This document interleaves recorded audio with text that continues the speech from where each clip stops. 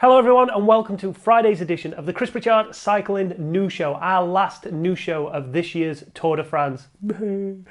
Hey, if you've enjoyed it, please hit that like button straight away. If you've not done already, hit that subscribe button. I did say I wanted 30,000, but now I want more. I'm greedy like that, all right? So if you've not done already and you want the latest news from the cycling world as it happens, this is the place to get it. Hit that subscribe button. And if you enjoy live streams, you're going to want to stick around for the winter of this channel. It gets a little bit crazy. F you all. I love you. I fucking love you, but f you all. I really love you. I'm so sorry. Anyway, without further ado, let's get into the rest of the news before we get on to stage 19 of this year's Tour de France. Take it away, Pritch. Now, you might have remembered all the way back at stage 1 of this year's Tour de France, the first rider to withdraw was John Degankolb after he made it outside the time limit to the finish. Well, it appears the rest from the Tour de France has done him the world of good as he took victory on stage 3 of the Tour of Luxembourg, dominating the sprint.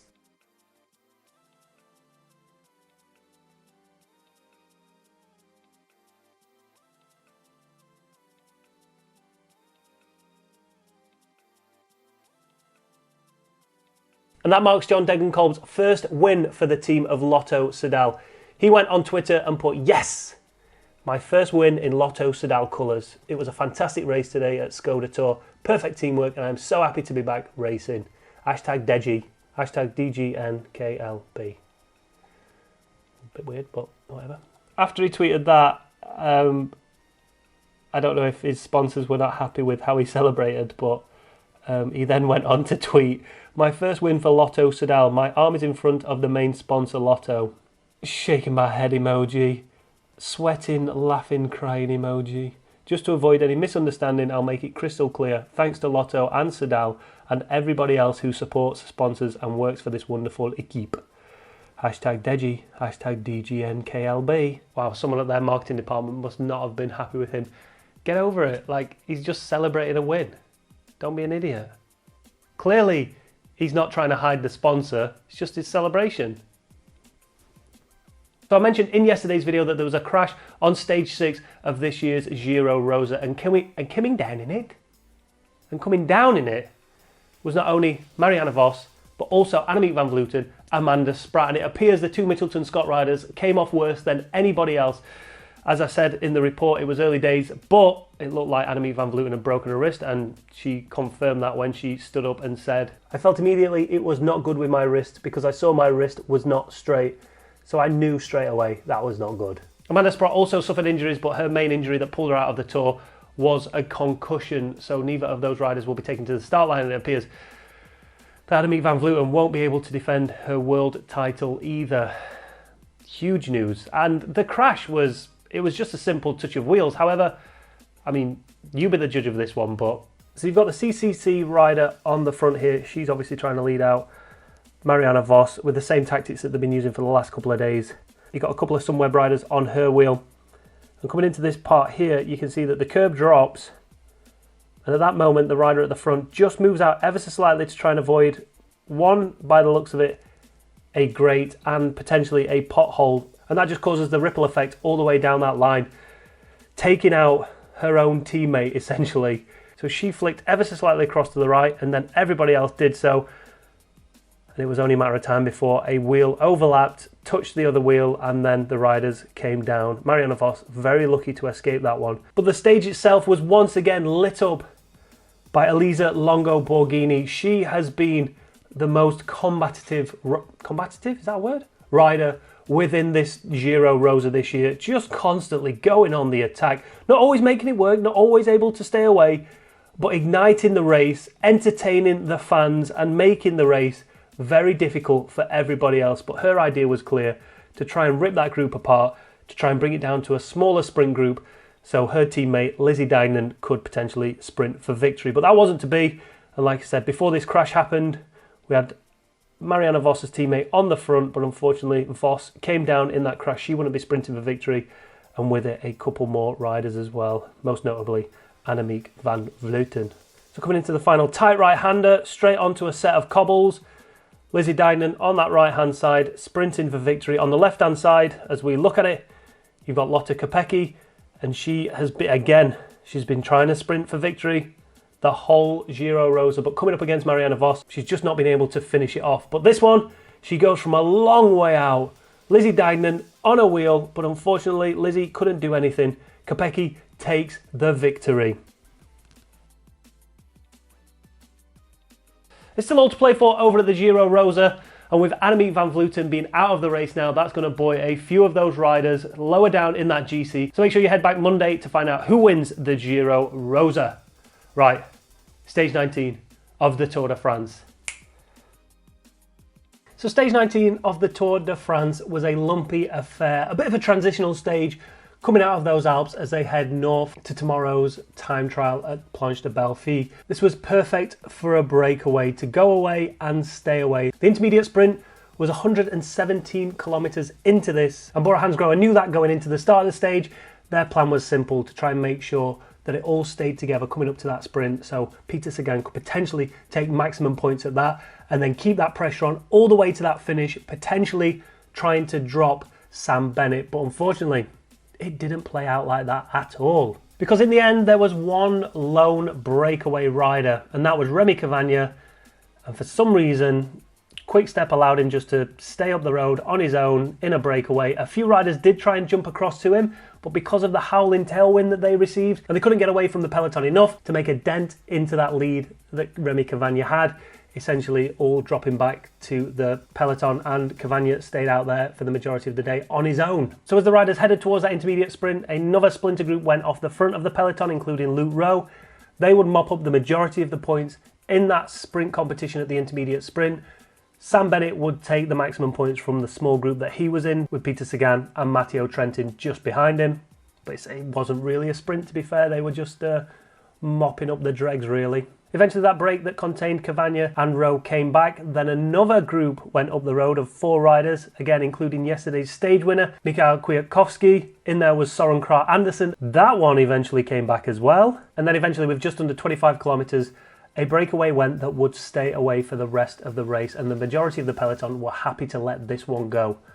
12 riders in total, and in there was Sam Bennett and Peter Sagan and Matteo Trentin, meaning that those 3 teams who would be likely to be chasing this down to make it a sprint were just not bothered. And eventually that peloton would shut itself down. Jumbo-Visma would get to the front and just let those 12 riders fight it out. And as you'd expect, the attacks came thick and fast, and the big one came from Matteo Trentin. Sagan was on his wheel. Sam Bennett was also there to check Peter Sagan's attack, and it would all come to nothing until Søren Kragh Andersen went. Just like he did in his stage win last time. However, obviously this was at 15 kilometres still to go, but everyone else looked around at each other. No one checked his attack. He was free to go up the road, and his lead just increased and increased and increased and increased, and he went up to a minute by the end. And as he came over the line, Søren Kragh Andersen took the second victory at this year's Tour de France. Now, you'd be forgiven for thinking that the last 25 kilometres of this stage was actually a Spring Classics race. It was a proper bike race. It's just what we needed headed into the time trial tomorrow, heading into Paris, which will be the procession. It was just what we needed to finish off this Tour de France. Some of the biggest names in one-day racing going at it with each other, but it was Søren Kragh Andersen who took the victory. And you've got to hand it to Sunweb. I think I said this prior to the start of the Tour de France. It must be hard for a team like Sunweb, who go there without a leader on GC, to stay focused, to stay motivated for those stage victories. And they did that, and they just got better and better and better as the Tour went on. Yesterday, we could have seen Mark Hirschi take another stage victory for them.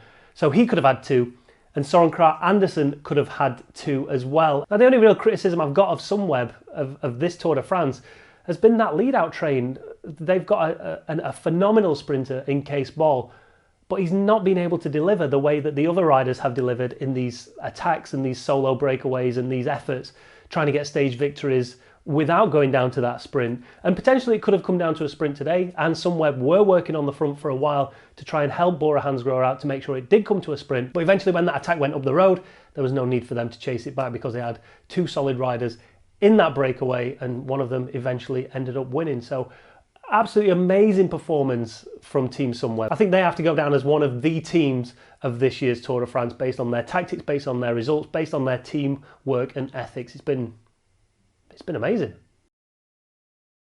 Now, if we move on to stage 20 of the Tour de France, this is the time trial, the hill climb, La Planche de Belfi, 36 kilometers in length. It's a first cat climb, 5.9 kilometers, 8.5 average gradient. That's from the start of the actual climb itself, not the whole of the time trial. But there is talk that riders are planning on going from their Aero TT bike, jumping on their road bike to finish that climb off. Now, let me ask you this question. If you were in this time trial, would you consider changing a bike? I mean, there's advantages of staying on the same bike and there's advantages of changing the bike. Obviously, going up a hill, you want the lightest bike possible, and they'd be wanting to jump on their road bikes. However, you've got to imagine the amount of things that could go wrong in a bike change. They shouldn't.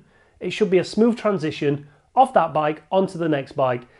But people are going to try and cut corners where they can. People are going to try and make that change as quick as they can. And that's going to lead to complacency. And that could lead to some mistakes being made, whether that's on behalf of the mechanic, on behalf of the DS driving, or on the behalf of the rider. There's so many moving parts just in that small amount of time, from taking the bike off, getting the rider off his bike, putting the rider on, pushing them off, and then them getting back up to speed. And again, where would you change that bike? Is it better to change it at the foot of the climb, give them a bit of a push up, or is it better to change it a bit earlier so they've got a bit of a run up into that climb? It's not all done and dusted.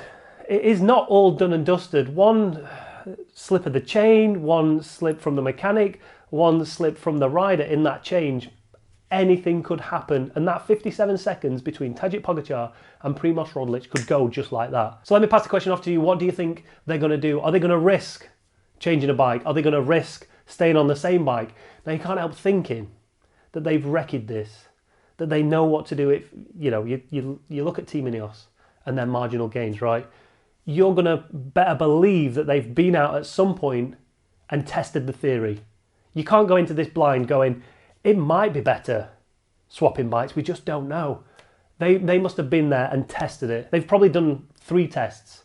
One on the road bike, one on the time trial bike, and then one changing up halfway through the time trial to see what happens. So yeah, what do you think? Do you think it's worth that risk of trying to gain a little more time on a lighter bike on that climb by taking that change? Or do you think the majority of riders will just see it through on their time trial bike and push through?